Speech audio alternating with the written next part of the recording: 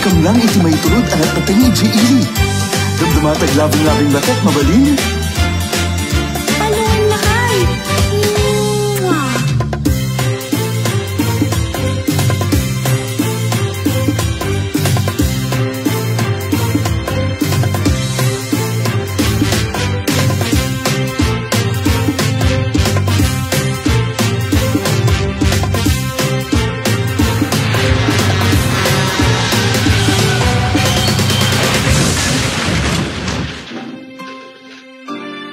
This dilemma among the travelers reaches the office of the President Ferdinand E. Marcos.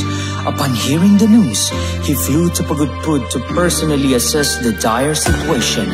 The Patapat Viaduct was built during the administration of former President Ferdinand E. Marcos, which was completed October 1986.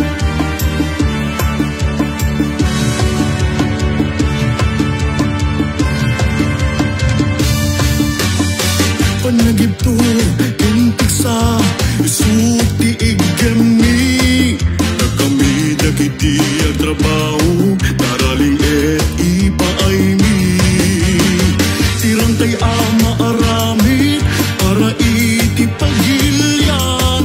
Pagudpud, agbiag ka, panagduraas ang bayan na ka. Kakangag na naed, iti pagudpud.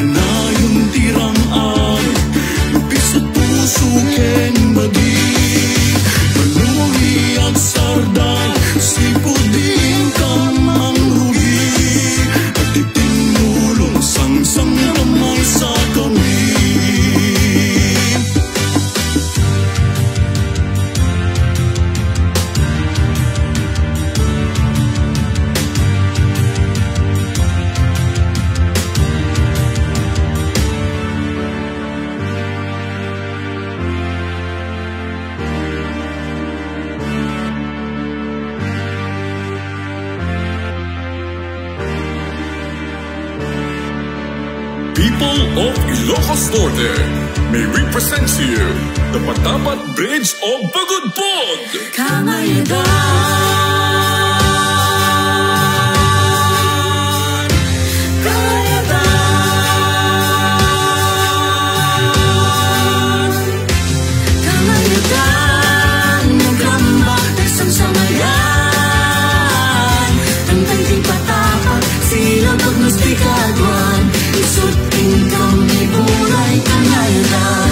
Ipagpanakil na ang nanayon.